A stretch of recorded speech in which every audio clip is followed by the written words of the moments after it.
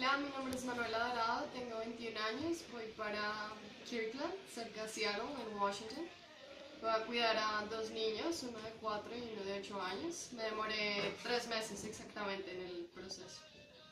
Mi nombre es Paula Martínez Forero, tengo 23 años, voy para Pelham, Nueva York.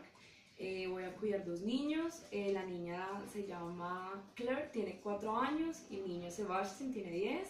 Me demoré 15 días en hacer match y pues la verdad le agradezco el apoyo de la agencia pues, por estar muy pendiente pues, de mi proceso.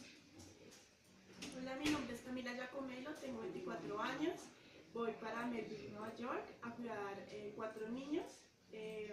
Pues la experiencia con un 800 fue muy buena, la asesoría, todo súper bien, y pues mi proceso de match demoró un mes nada más.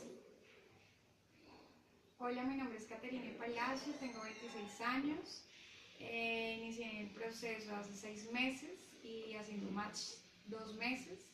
La agencia, todas las chicas son supremamente amables, muy lindas, siempre están como pendientes de lo que necesitas, de qué te falta, lo que sea. Entonces voy para Nueva York, voy a cuidar a dos chiquitos de 8 años, uno se llama Alejandro, el otro se llama Enrique, y la familia es supremamente linda.